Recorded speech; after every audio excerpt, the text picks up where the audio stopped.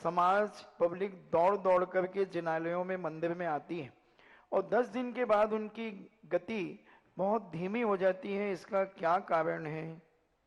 कोई भी चीज का कोई कम कार्य में अधिक लाभ लेना चाहता है।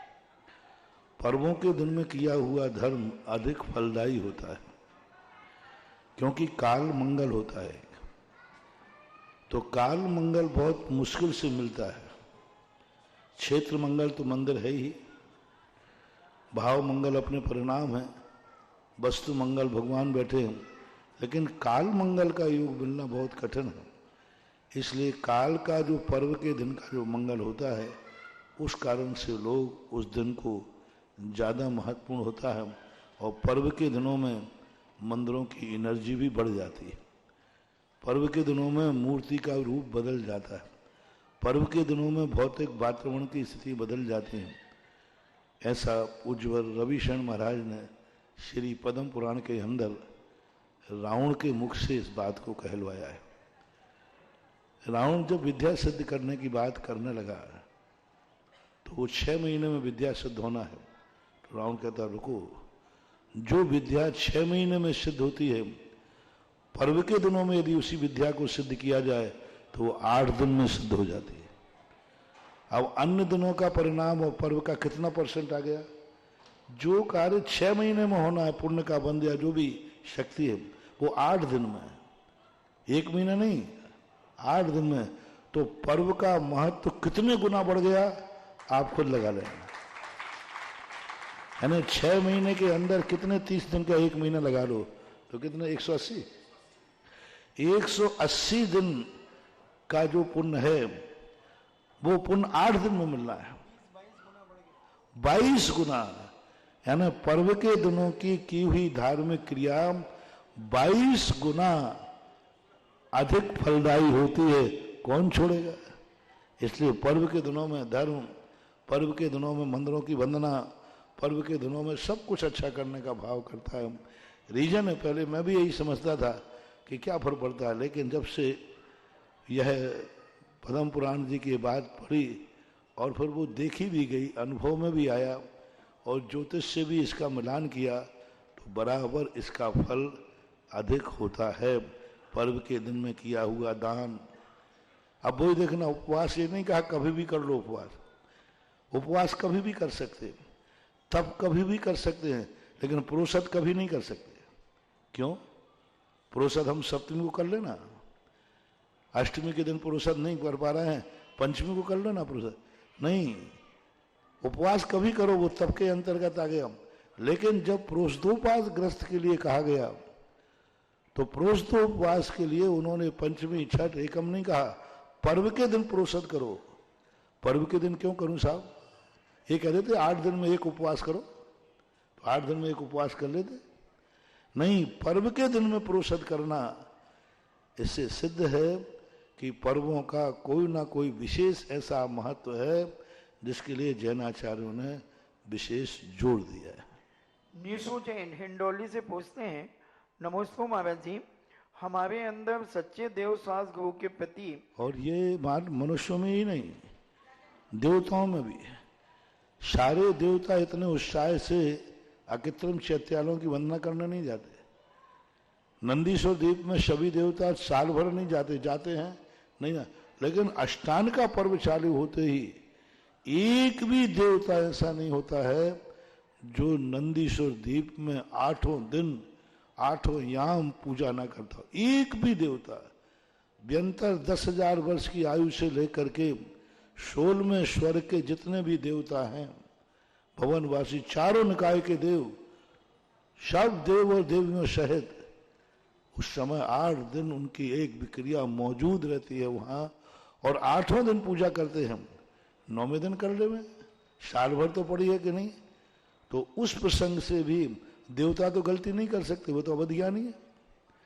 यानी पर्व का कोई ना कोई तो महत्व है, जब भी देवता लोग उसको अपने तीर्थ पर एक महोत्सव करते हैं, भक्ति करते हैं।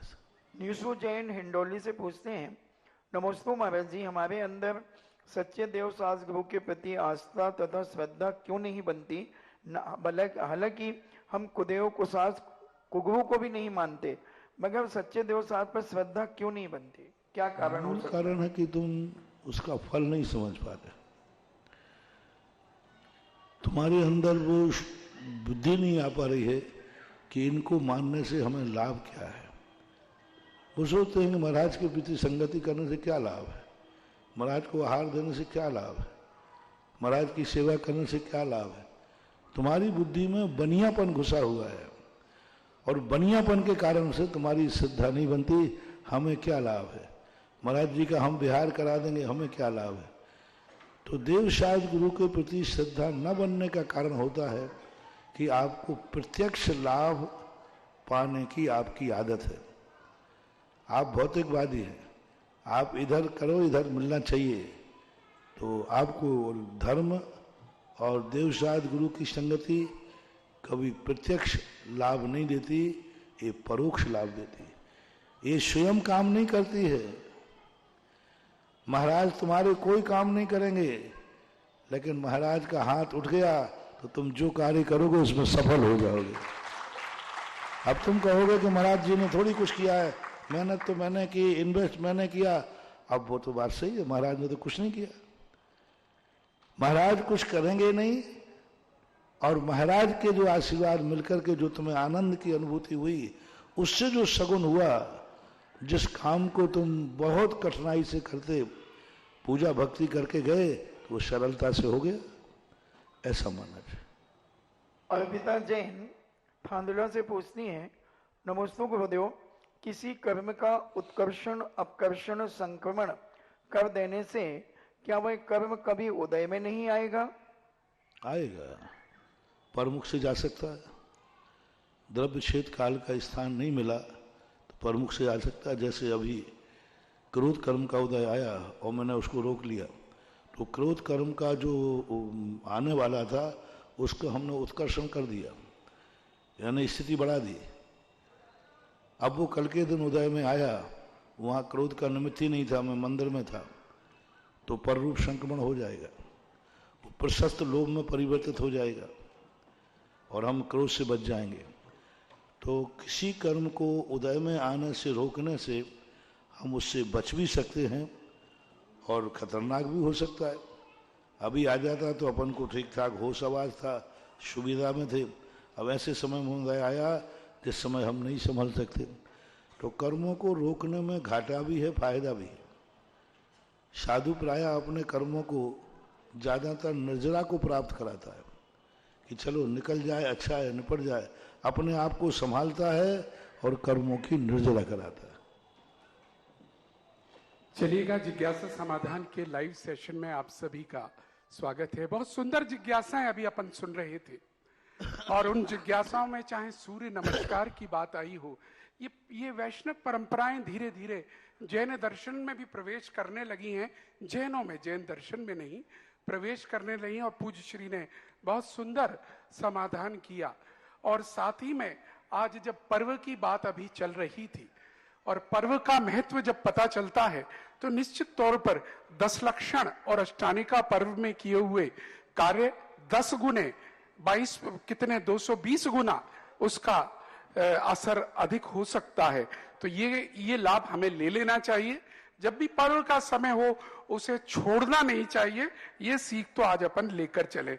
और चलिएगा, जिज्ञासा लेने से पहले, क्योंकि कल से दीपावली का उत्सव प्रारंभ हो रहा है, कल से हम धन्यतेरस मनाने जा रहे हैं, तो हमने भी सोचा कि पूज्य श्री, हम आपको कुछ भेंट तो दे नहीं सकते, लेकिन एक शुभ समाचार के साथ आज की इस जिज्ञासा को हम कहेंगे। और वो शुभ समाचार हम नहीं कहेंगे, शीला जी डोडिया डोंगरगढ़ से सीधे बोलेंगी इस रिकॉर्डिंग के माध्यम से। क्या हुआ जब बेटियां पहुंची वहां पर, सुनिएगा आप स्वयं। अभी 10 मिनट पहले ही ये रिकॉर्डिंग मुझे मिली है। आपके आशीर्वाद से जैसे ही हम आगरा से निकले और डोंगरगढ़ पहुंचे, तो आचार्य सिंह का आशीर्वाद, भरपूर आशीर्वाद मिला। आचार्य सिंह ने सभी बच्चों से ये भी बोला कि कह देना तुम्हारे महाराज जी से, विद्यासागर जी से, कि मैंने खूब नजदीक से खूब आशीर्वाद दिया है। और गुरुजी, आश्चर्य तो इस बात का है कि 1 महीने से जो बाहर नहीं निकल रहे थे, पब्लिक को संबोधन नहीं दे रहे थे, आज उन्होंने 20 मिनट का संबोधन दिया। और उन्होंने आपका नमोस्तु बोलने पर दोनों हाथ उठा करके बहुत खुश होकर के गदगद होकर के आशीर्वाद दिया। गुरुजी इस सब में इन सब बच्चों की बड़ी माँ सुशीला भाभी जी का भी बहुत योगदान रहा। उन्होंने भी बच्चों को बहुत स्नेह से सारे काम करवाए। गुरुजी एक प्रश्न बच्चों ने जो किया कि आगे हमको क्या करना चाहिए, तो जो मार्गदर्शन आपने दिया था वही आचार्य जी के मुखारविंद से निकला कि कर्म सिद्धांत का ज्ञान और आगे प्राप्त करिए। तो गुरुजी क्या आपके वहाँ बैठे हुए भी उनके तार जुड़े हुए हैं, या ऐसी कौन सी बात है कि आप दोनों के विचार सेम होते हैं? कोटिशत आभार, कोटिशत आभार, कोटिशत आभार। नमोस्तु महाराज जी।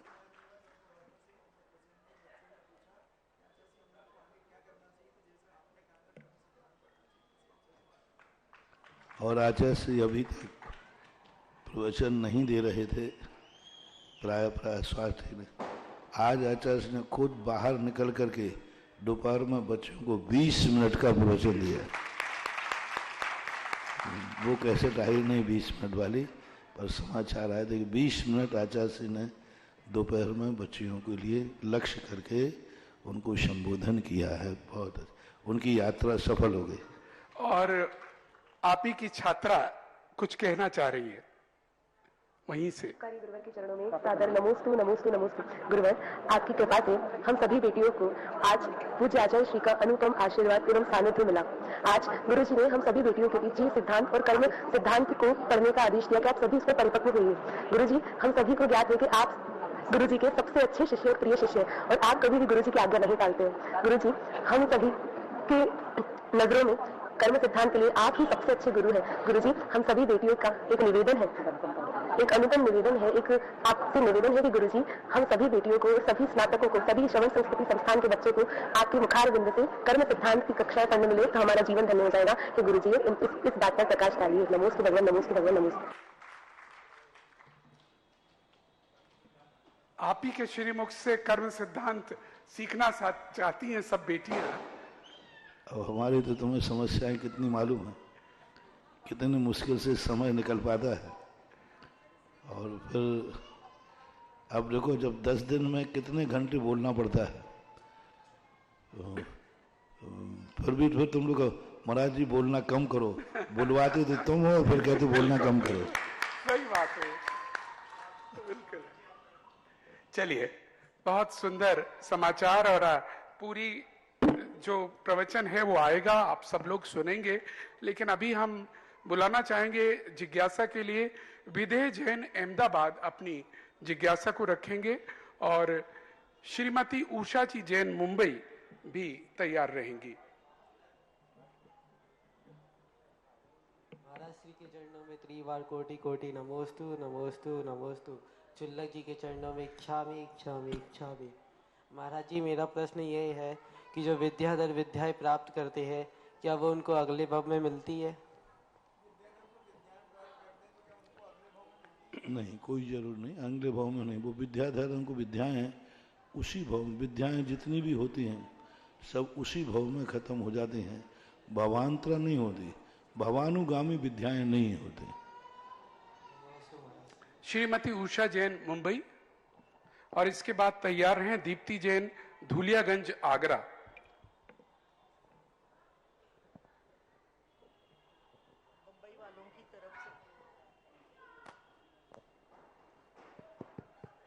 बम्बई वालों की तरफ से महाराज जी नमोस्तु नमोस्तु नमोस्तु। शुल्क जी महाराज जी को इच्छा में इच्छा में इच्छा में। महाराज जी, हमारी जिज्ञासा ये है कि महाविद्य क्षेत्र में भी क्या 4 वर्ण होते हैं? कहाँ पे? महाविद्य क्षेत्र में 4 वर्ण होते हैं? 3 वर्णों के संबंध में चर्चा आती है कि विदेह क्षेत्र में 3 वर्णों की स्थापना है।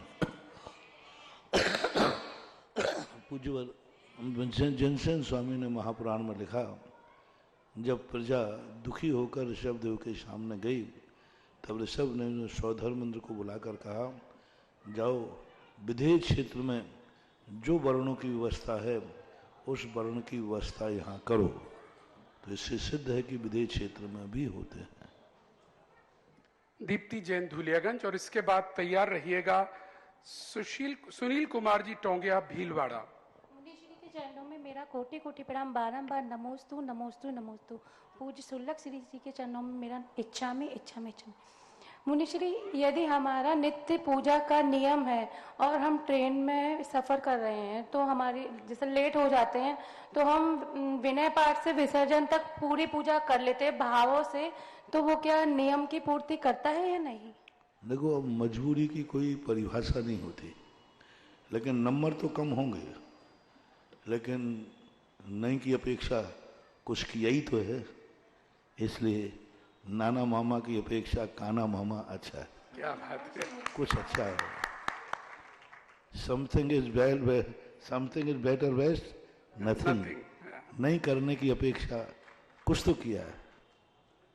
जी सुनील जी, टोंगिया जी। नमोस्तु महाराज जी, नमोस्तु। इच्छामि महाराज जी, इच्छामि। महाराज जी कहते हैं कि आत्मा ही परमात्मा है, और वही लोग कहते हैं कि ईश्वर भी एक है।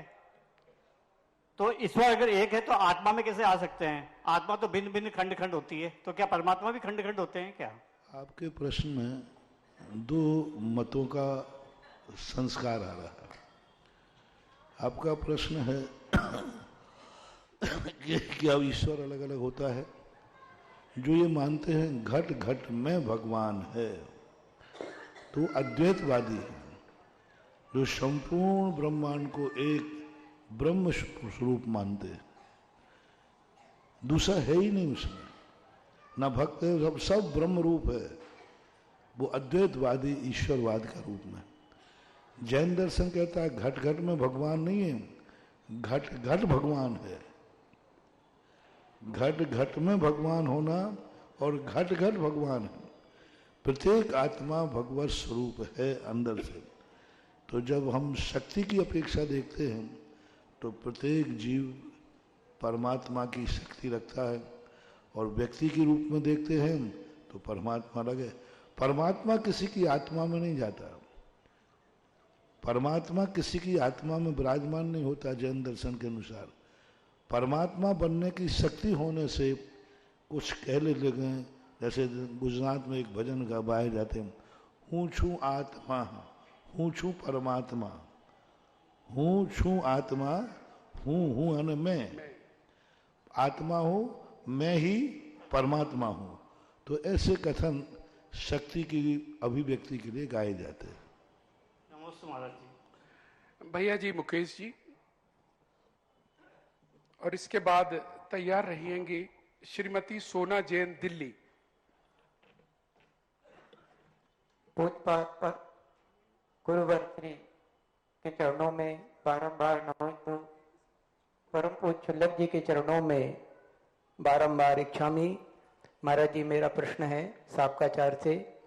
साबकाचार में भोग परिमाण व्रत की बात करते हुए अल्प फल भोग विगातान मूलक मात्राणी श्रृंग वीराणी नवनीत निम्बु कुसुमम केतक मित्यमभेवम, इसमें मूली अदरक नींबू आदि का के फूलों का त्याग करने की बात की गई है। जब वृत्ति प्रतिमा का उन्होंने सचित त्याग प्रतिमा का, पांचवी प्रतिमा का महाराज जी वर्णन किया, तो उन्होंने कहा है मूल फल सात शाखा करीद कन प्रसून बीजानी नवनीत योति सोहम सचित मूर्ति जया मूर्ति। तो यहाँ पर मूली जड़ अदरक जमीकंद आदि का त्याग करने की बात की। जब भोग परिमाण व्रत में इन चीजों का त्याग हो गया तो पांचवी प्रतिमा में त्याग की बात क्यों कही है? जिज्ञासा का समाधान। वीरानी जो है अल्प फल है और बहुविघात, मूलक यानी मूली, आद्राणी गीले अपक्व फल कच्चे फल, आद्राणी बोलते हैं कच्चे फल। श्रृंग वीराणी, श्रृंग वीर बोलते हैं अदरक को, इसके पुंज से निकलते हैं। नवनीत निम्न कुष्मम केतकम इति एव अवहेयम, ये हे है त्यागने योग्य। और वहां जो बात कही गई है वहां इन सभी चीजों को नहीं लिया। जो सचित्र वृत्तानी जो लिया उनमें कुछ चीजें ऐसी हैं, जैसे कुछ जड़ें हैं, मूल का अर्थ कुछ जड़ें औषधि रूप में होती हैं। कुछ ऐसी चीजें हैं जो वनस्पतियां में हैं, अदरक का जो ये फलों के रूप में है, तो वहाँ फल लगा, यहाँ लगा आर्द्र फल। यहाँ क्या लिखा है? आर्द्र फल। और वहाँ लिखा है फल, यहाँ लिखा है कच्चे फल। और वहाँ कच्चा फल नहीं दिया, फल दिया है। तो उनका कि फल प्राशुक करके खाएं, अचित सचित ना खाएं, अचित खाएं। उसी प्रकार से उन्होंने जो पत्ते आदि के लिए लिया है तो उनको अचित करने की बात कही गई। और यहाँ पर अभक्ष की बात कही गई। यहाँ नाम लेकर कहा गया ये सब नहीं खाना चाहिए। और वहाँ इन सब के नाम वहाँ नहीं आए। वहाँ पर वो कौन सा श्लोक है, वो सचित 141 नंबर की कड़ी, मूल फल शाक शाखा। देखिए कितना अंतर है। अब यहाँ देखना, अल्प फल मूलक आद्राणी संग वेराणी, यहाँ नाम लिया कि नहीं, मूलक आद्राणी और संग वेर।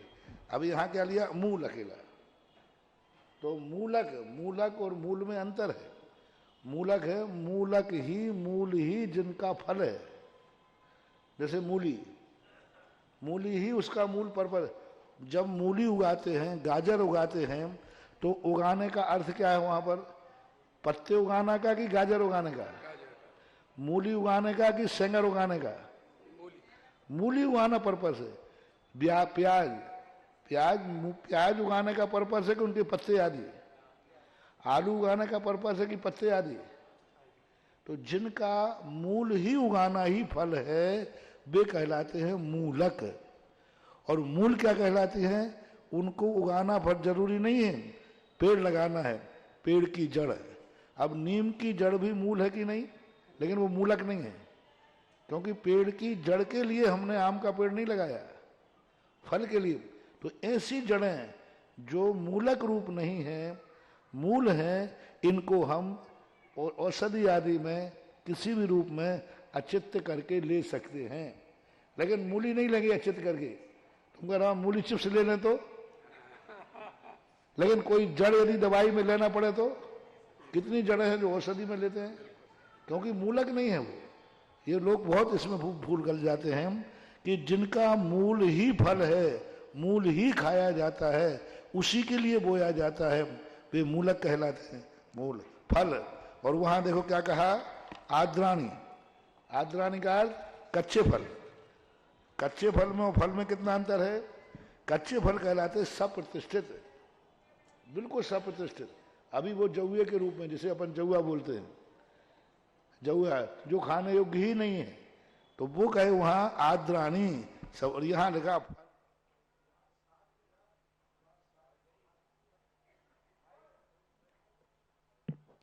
यहाँ साग लिखा है, वहां साग शब्द का प्रयोग नहीं किया। आदन से नवनीत निम्न कुष्मम निम्न। और यहाँ क्या दिया, नीम के फूल। नीम के फूल किसी अवस्था में खाने योग्य नहीं है, किसी अवस्था में।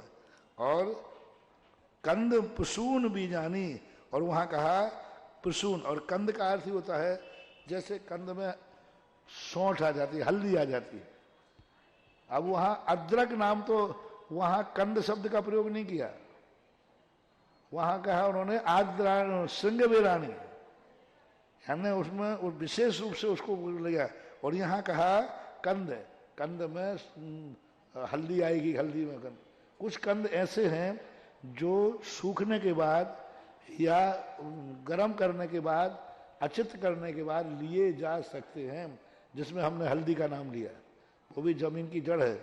तीसरा बीजानी, प्रसून बीजानी। तो अब कुछ प्रसून ऐसे हैं जो लिए जा सकते हैं। फूल, लौंग क्या है, लौंग क्या है, फूल भी और बीज भी है। तो कुछ फूल ऐसे होते हैं जो फूल ही फल के रूप में परिणत होते हैं, ऐसे फूल यहाँ ले जाना। तो उस गाथा में, इस गाथा में बहुत अंतर है। वो तो सर्वथा अवक्ष कह दिया, वो तो लेना ही नहीं। इनमें जो है कुछ विशेष परिस्थिति में अचित्त करके नामानि योति सोयम सचित्त वृतो दया मूर्ति, सचित्त करके लोग इसका, कई लोग दुरुपयोग कर लेते हैं कि यहाँ कहा है कि मूल उबाल के ले लो, आलू प्याज को उबाल के खा लो, गाजर को गर्म करके गाजर का हलवा खा सकते, गाजर नहीं खाना। हाँ हाँ, बड़े बड़े पंडितों ने लिया है। हमारे कोटा की कोष्ठी में कहा, बोले महाराज आपको अचित्त से मतलब है कि दुनिया भर की बातों से। गाजर को आप उबाल दीजिए, अचित्त हो गया कि नहीं। मैंने कि बिल्कुल, अब तो जीव नहीं रहे। आलू चिप्स अच्छे प्याज को बगाड़ दिया तो कच्ची प्याज मत खाना, उबाल के बगाड़ कर खा सकते हो, मन के नहीं खा सकते। किसने कहा है कि जीव रहित अभक्ष है, जीव रहित भक्त है? कितनी चीजें हैं जिनमें जीव नहीं है लेकिन वो अभक्ष है। जैसे मुर्दे की राख, मुर्दे की राख बहुत अच्छे पापड़ बनते हैं, हाँ अभी पकड़ा गया था बहुत, लेकिन वो अभक्ष है, जीव नहीं उसमें। मूत्र आदि ये अशेप हैं, सचित्त नहीं, जीव नहीं है इनमें, लेकिन जीवों से रहित अभक्ष है। तो ऐसी चीजों के लिए लोग, बहुत सारे लोग इन दो गाथाओं के कारण से बड़े बड़े पंडित चूक कर गए। पंडित रतन चंद जी मुख्तार जैसे महान प्रकांड विद्वान, सिद्धांत वेत्ता, वकील, प्रतिमाधारी, सप्तम प्रतिमाधारी, इन दो श्लोकों के अर्थ निकालने में चूक कर गए और उन्होंने कह दिया आलू प्याज जो है उबाल करके, पर वो अर्थ यहाँ कदापि नहीं है। यहाँ पर उन फलों को, मूलक शब्द बहुत, मूल और मूलक, इनके अर्थ में अंतर करेंगे तो आपको पता चलाएगा। ऐसा चलिए, बहुत बहुत धन्यवाद भैया जी। आज आपकी जिज्ञासा से अब पता चलता है कि जैनों में कहाँ से ये चिप्स खाने का, आलू के चिप्स खाने का रिवाज, वैसे आलू नहीं खाते लेकिन चिप्स खा लेते हैं, ये अक्सर घरों में सुना जाता रहा है, अब समझ में आ रहा है। आलू तो कच्चा कोई खाता नहीं, सब उबाल के खाते कच्चा तो कौन खाता है। और देखिएगा यहाँ महाराज जी, समय सार का जादू अभी भी उतर नहीं पा रहा है।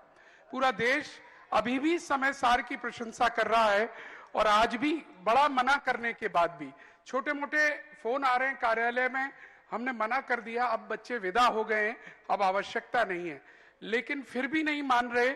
और एक घोषणा, 2-3 घोषणा है मेरे पास, जो है श्री प्रकाश चंद जी जैन, श्रीमती पुष्पा जी जैन, सुरेंद्र जैन, अनिल जैन, राजेश जैन, सानोदा वाला परिवार, दीनदयाल नगर, मकरोनिया सागर, इन्होंने कहा हम इतने अत्यधिक प्रभावित हैं सांगानेर के बच्चे और बच्चियों के इस कार्य को देखकर कि हम 1 लाख रुपए मात्र का पुरस्कार राशि इन बच्चों के लिए भेंट कर रहे हैं। और इसी तरह से आगरा की श्रीमती सुनील कुमार जैन, नीरू जैन, संजय प्लेस आगरा, इनकी दादी जी रुक्मणी जी जैन ने 51,000 रुपए समय सार के कंठस्थ करने वाले बच्चों के लिए दान दिए हैं। इनकी दादी जी ने 1 लाख रुपए भी कुछ दिन पहले ही, 3 दिन पहले सांगानेर में असीम कालीन भक्तांबर के लिए भी कहे थे, लेकिन वो रोक नहीं पा रही हैं समय सार की गाथाओं को लाइव टेलीविजन पर सुनकर आंखों में उनके आंसू उतर रहे थे। अब पूज्य श्री, अब हम क्या करें, हमें आप ज्ञान दीजिए, ये तो आए जा रहे। बोली तुम्हारा खाता बंद हो गया है, दानदाताओं के पुण्य के खाते को कभी बंद नहीं किया जाता, ज्ञान दान में चला जाएगा और सांगानेर संस्थान के लिए जिनवाणी के रूप में वहां समर्पित करा दें। ठीक है गुरु जी। चलिए, दिनेश जैन एतमादपुर आ जाएं और उसके बाद श्रीमती सुमित्रा जैन कोटा तैयार रहे। मुनि श्री को नमोस्तु, छुल्लक जी महाराज को छमी। महाराज जी हम पूजा करती हैं, पूजा के लास्ट में जब अर्घ चढ़ाती हैं तो बोलती हैं सांगानेर में इतने खाते खुले हैं, किसी को जिनवाणी छपाना है तो वहां पर सारे 12 वर्षीय कोर्स के ग्रंथ और पाठशालाओं के ग्रंथ सारे प्रकाशित होते हैं, वो खुद ही प्रकाशित कर दे। अब तो उन्हें सिस्टम बन गया कि जो कोर्स चलेगा उसका प्रकाशन वहीं से होगा। तो जिनको ग्रंथ प्रकाशन कराना है कि मुझे कोई जिनवाणी या शास्त्र प्रकाशन कराना है तो भी आप वहां से चलकर संपर्क कर सकते हो। आचार्य प्रणीत ग्रंथों की बात कर रहा हूँ, क्योंकि वो भी उन्होंने 12 वर्षीय कोर्स के कारण छापना शुरू कर दिए। अब रही बात ज्ञान के प्रचार की बात की उपलब्धि, तो वहाँ पर पाठशालाएं भी चलती हैं और जैसे अध्ययन भी करते हैं। तो बहुत सारे मल्टीपर्पज संस्थान है वो, जिसमें तुम्हारा मन करे उसमें ही दान दे सकते हो, क्योंकि वो सब कुछ वहाँ निःशुल्क हो रहा है, सब कुछ सेवा के रूप में हो रहा है। माँ धर्म की प्रभावना करना पर्पस है, पैसा कमाना पर्पस नहीं है। कोई अलग से वहाँ का पैसा कहीं नहीं, उन्हीं जितनी भी आय होती है सब बच्चों पर ही खर्च किया जाता है और समाज में ज्ञान बढ़ाने के लिए किया जाता है। श्री को नमोस्तु, छुल्लक जी महाराज को इच्छामि। महाराज श्री, जब हम लास्ट में पूजा करते हैं, अर्घ चढ़ाते हैं, तो उसमें हम बोलते हैं अनक पर प्राप्त है। तो क्या अर्थ है अनक पर प्राप्त है का? अनर का अर्थ होता है अनमोल, अर्घ का अर्थ होता है मूल। अर्घ, हे भगवान मैं तो मूल्यवान अर्घ लाया हूं, लेकिन जो मैं याचना करता हूं वो तो अनमोल है। अनर का अर्थ है अनमोल और अर्घ का अर्थ है मूल्यवान, ऐसा। हाँ, श्रीमती सुलेखा जैन, कानपुर।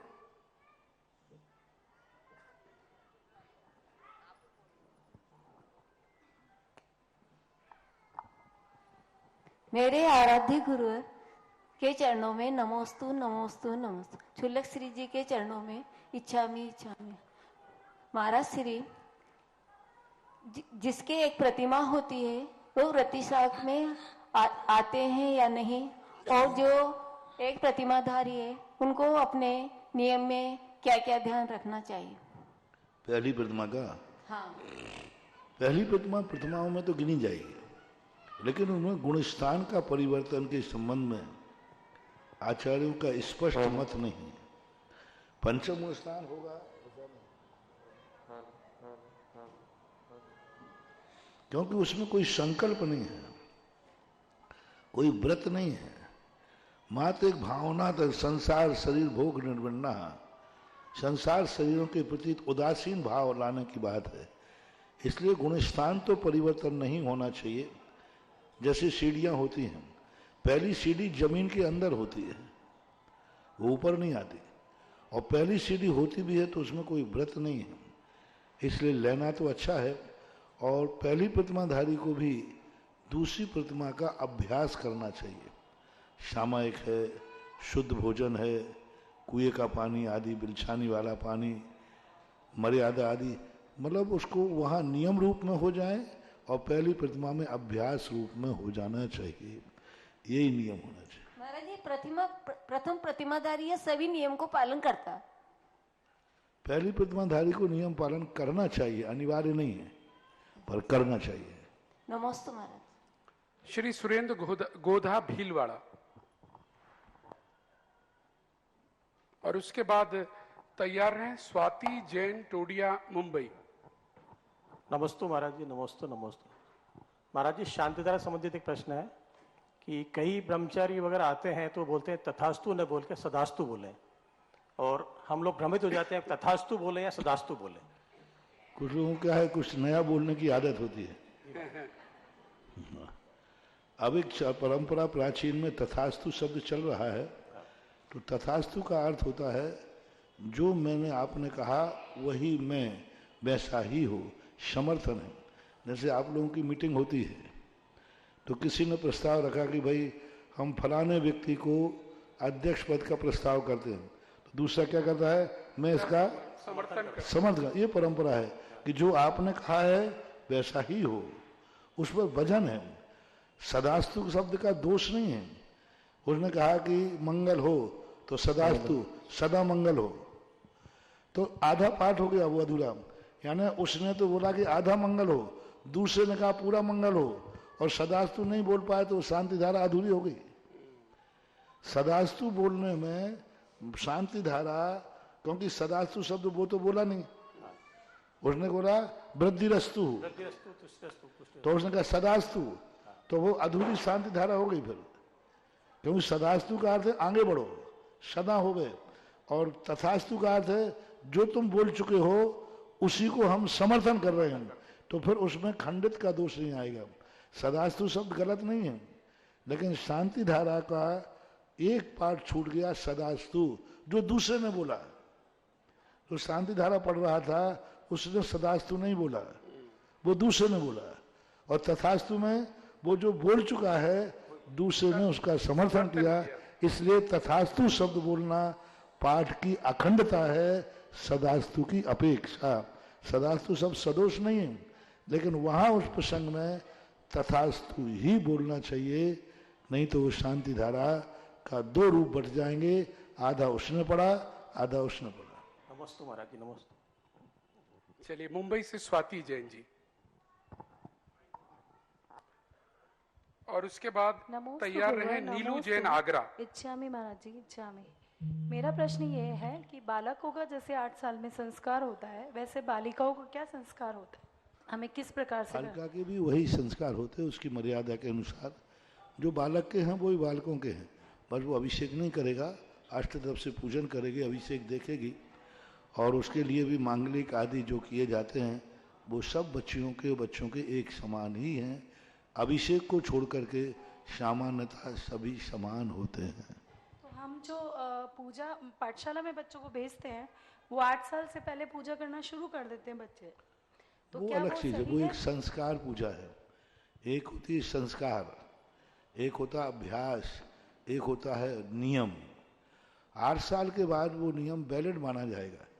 कोई व्यक्ति क्लास में पढ़ने के पहले बिफोर टाइम अपना कोर्स पढ़ता है तो कोई बाधा नहीं है, लेकिन एडमिशन के बाद पढ़ता है तो वो वैलिड है। इसी प्रकार पहले पूजा कराते हैं, कोई दोष नहीं है, लेकिन 8 साल के बाद वो रजिस्टर्ड हो जाता है कि अब इसको करना ही चाहिए। नमोस्तु महाराज जी, नमोस्तु। चलिए, नीलू जैन आगरा। और यूं मानना चाहिए पीछे, कि 8 साल के पहले कराई जाती है और 8 साल के बाद वो करता है, ये अंतर और मान लेना चाहिए। महाराज जी इसके चरणों में 3 बार नमोस्तु नमोस्तु नमोस्तु। छुल्लक महाराज जी के चरणों में इच्छा। महाराज जी मेरा प्रश्न है, तीर्थंकर प्रकृति का बंध केवली या श्रुत केवली के पादमूल में होता है, तो रावण ने तीर्थंकर प्रकृति का बंध कब किया?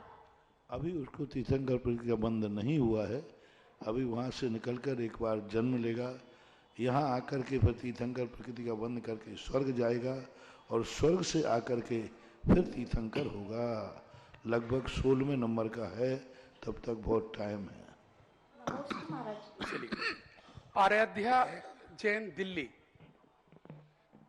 आराध्या जैन दिल्ली। और जिससे पहले आप प्रश्न पूछे, मैं एक सूचना अपने दर्शकों को देना चाहूंगा जो यहाँ बैठे हैं और जो सुन रहे हैं, और स्पेशली आगरा के दर्शकों को। दीपावली का महोत्सव 13 तारीख को आगरा नगर में बहुत ही धूमधाम से पूज्य गुरुदेव के मंगल सानिध्य में निर्वाण लाड़ू के साथ मनाया जाने वाला है। 13 तारीख को प्रातः 6:30 बजे यहाँ पर अभिषेक और पूजन की प्रक्रिया प्रारंभ हो जाएगी। संगीतमय पूजन होगा और प्रातः 8 बजे के बाद यहाँ पर निर्वाण लाड़ू चढ़ेगा। प्रथम निर्वाण लाड़ू बोली के साथ रहेगा, क्योंकि 2550वां वर्ष प्रारंभ हो रहा है, तो उस आगाज में 2550.50 किलो का प्रथम लाड़ू यहाँ पर कौन सौभाग्यशाली होगा, ये बोली से तय करेंगे।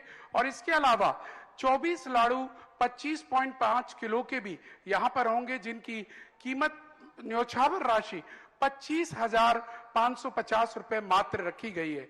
अनेक नाम हम पर आना प्रारंभ हो चुके हैं। अगर आपके भाव हो कि आपके परिवार को भी उस दिन यहाँ पर पूज्य गुरुदेव के समक्ष के सानिध्य में और यहाँ भगवान महावीर का लाड़ू चढ़ाना चाहिए, आप उसमें अपना नाम लिखा सकते हैं। और इसी प्रकार से और भी 2550 रुपए में 2 किलो 50 ग्राम की न्योछावर राशि का 2550 रुपए की न्योछावर राशि में का आपको सौभाग्य मिलेगा। 51 नामों को, इसमें भी बहुत सारे नाम हम पर आ चुके हैं। अगर आपने नाम ना लिखाया हो तो आपसे अनुरोध है, 2 दिन शेष हैं, आप अपना नाम लिखा दीजिएगा। और यही दिन महत्वपूर्ण इसलिए भी है क्योंकि चातुर्मास निष्ठापना होने जा रही है, और जिस प्रकार से, जिस धूम से आपने स्थापना की थी, उसी धूम से निष्ठापना होगी और आपको मंगल कलश अपने घर पर ले जाकर दीपावली पूजन करने का सौभाग्य मिलेगा। और जिन जिन लोगों ने भी चातुर्मास कलशों की स्थापना की है, वह सब यहाँ पर आएंगे और अपने अपने चातुर्मास कलश कार्यक्रम के बाद जब पूज्य श्री के प्रवचन संपन्न हो जाएंगे, आप यहाँ से लेकर जा पाएंगे। और जिन लोगों ने अभी तक अपनी राशि नहीं दी है, वो अपनी राशि दे दीजिए। और अगर किसी प्रकार से कुछ अभी किश्तों में और देना चाहते हैं तो यहाँ एक संकल्प पत्र मिलेगा, वो संकल्प पत्र भरकर कि आप कब तक वो राशि आप देंगे, वो आप भरने के बाद ही आपको टोकन दिया जाएगा, जिससे कि आपको वो कलश आपको दिया जाए। और आपसे अब अनुरोध है कि सभी लोग अपने अपने निर्वाण लाडू अवश्य बुक करा लीजिएगा। आपका प्रश्न, छोटी सी बेटी। इच्छामी छुल्लजी इच्छामी इच्छामी इच्छामी महाराज जी, मेरा प्रश्न है कि मंदिर में जाने से पहले हम घंटा क्यों बजाते हैं?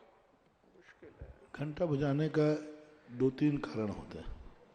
एक तो घंटा अष्ट मंगल में आता है, तो एक सगुन माना जाता है। दूसरा है, एक सूचना दी जाती है कि मैं भी मंदिर में आना चाह रहा हूँ, तो वहाँ जो पूर्व में पूजन आदि कर रहे हैं उनको संकेत मिल जाता है। तीसरा मनोवैज्ञानिक कारण है कि घंटा बजाते उसकी झनकार ऐसी होती है कि हमारे लिए एक मानसिक तनाव से मुक्ति मिलती है। घंटे की झनकार से हमारे सारे तरफ से उपयोग बढ़ करके, और वो एक संकेत देता है मन को, सावधान, अटेंशन, अब तुम मंदिर में आ चुके हो, समस्त विकल्पों को दूर करना। घंटे के संबंध में कई लोगों ने, आज के लोगों ने खोज की है। घंटा और झालर वो बनता था ना, इसकी आवाज़ की जो ध्वनि है, ये आवाज़ की ध्वनि हमारे परिणामों को विशुद्ध करती है, हमारे परिणामों की विकृति को रोकती है, नकारात्मक स्थिति को रोकती है। तो ये घंटे का मूल रीजन बनते हैं। 3 रीजन है। पहला तो सगुन भी माना जाता है ऐसा, और सूचना के लिए घंटे को मंदिर के अंदर, एक पहले नक्काड़ खाने पे घंटे लगते थे जो कार्यक्रम आदि के अभिषेक के समय बजते थे, जिससे सबको सूचना भी मिलती थी। चलिए, छोटी सी बिटिया के लिए तालियां जरूर बजा दीजिएगा। और जिससे पहले कार्यक्रम को आगे बढ़ाएं, अब एक सूचना आप सभी के लिए, तत्वार सूत्र लेखन प्रतियोगिता का भव्य आयोजन इसमें एक और जो बच्ची ने अभी घंटे की बात कही, इसका प्रतिबिंब आपको भक्तांबर में देखने में आएगा। दुंदुभी के गंभीर तार रव पूरित दिग्विभा त्रिलोक लोक शुभ संगम बोधि दक्षा, सारे 3 लोगों को बुलाने के लिए मानो दुंदुभी संकेत दे रही है, आओ यहाँ शुभ संगम होने वाला है। तो वहां से भी इसकी झलक उठाई जा सकती है। हाँ, बोला। तत्वार सूत्र लेखन प्रतियोगिता का भव्य आयोजन आगरा नगर में किया गया था और उसके भव्य पुरस्कार वितरण समारोह हो चुका है। अभी भी कुछ लोगों ने तत्वार सूत्र के पुरस्कार नहीं प्राप्त किए हैं। अगर वो अपने पुरस्कार लेना चाहते हैं, कल अंतिम तिथि है, कल तक अगर वो लेना चाहें तो ले सकते हैं। उसके बाद कोई भी आवेदन स्वीकार नहीं किया जाएगा। इसलिए जिनके भी, मैं पूरे देश से कहना चाह रहा हूं, जिनके भी पुरस्कार रह गए हों, वो कृपया करके कल तक आकर यहां से पुरस्कार ले जाएं। और अब समय है आरती का, और आरती के लिए हमारे पास पहले से ही 2 नाम आ चुके हैं। प्रथम नाम हमारे पास आया है श्रीमती सुशीलाबाई अशोक कुमार राजकुमार ताराचंद आनंद विकास संथारा वाले कोटा। बहुत बहुत बधाई, आप पूरा परिवार के साथ ऊपर आइए। दूसरा आ चुका है नाम सुनील कुमार जैन, नीरू जैन, संजय प्लेस आगरा का परिवार को, उनसे भी हमारा अनुरोध है कृपया अपने परिवार सहित यहाँ पर आ जाएं। अगर कोई तीसरा परिवार भी अगर यहाँ पर आना चाहता है 11,000 रुपए मात्र की राशि में, तो कृपया संकेत कर सकते हैं हाथ उठाकर। तीसरा परिवार के अगर किसी के भाव हों तो यहाँ मंच पर आकर कृपया करके हमें संकेत कर सकते हैं। ये इनसे बात करें, सूचना, हाँ इनसे बात कर लें। सूचना के अगर किसी को भी तीसरी आरती के भाव हो, कृपया हमारे को संकेत कर दीजिएगा। बाकी केवल वही 2 परिवार यहाँ ऊपर आएंगे जिन 2 परिवारों के नाम हमने यहाँ पर बोले हैं। बाकी सभी नीचे से आरती करेंगे। हाँ, आरती प्रारंभ करें।